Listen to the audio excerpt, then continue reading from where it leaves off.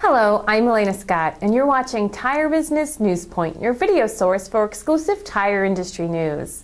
Tire Business editor Dave Selasco recently attended the New England Tire and Service Association's 2013 trade show and convention in Connecticut, where he spoke with Roy Littlefield, Executive Vice President of the Tire Industry Association, about legislation affecting tire dealers and the tire industry.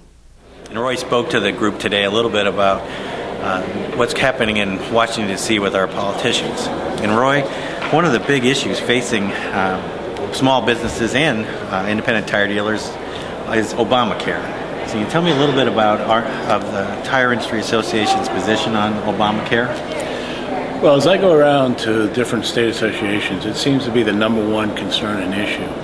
And it's really a difficult, challenging situation because the tire industry, unlike a lot of small business industries, has really done its part to try to insure as many people as possible. But there are so many new regulations and challenges under Obamacare that the tire dealers are going to really have a problem with. For example, last week when I was in Texas, one dealer has 10 employees. Well, under Obamacare, if you have less than 50 employees and you offer health insurance, it's got to be the same for everybody. So here, this dealer has a program for his wife and his kids, and for his 10 employees, he offers them full insurance. Well, under Obamacare, that won't be allowed. He's either going to have to eliminate the insurance for those 10 employees, or he's going to have to give them the same insurance that he has. Now, or he's going to have to pay a fine of $100 a day for the year. So that's a $250,000 fine on 10 employees, or he's going to have to spend a couple of $1 million to add all those families. Another issue, a dealer came up, he's got 185 employees. He did $17 million in sales last year, but his net profit wasn't very high. Under Obamacare, if you have more than 100 employees, you got to pay 60% of dependent care. So he's got to either change his whole insurance program, or what he's thinking of doing is lowering the number of employees from 185 to 99, so he doesn't have to pay that dependent care. If you had to pick one more, there's a lot of topics and issues going on in the industry. What would be another one that you think dealers ought to be aware of, and maybe they're not paying as close attention as they should be?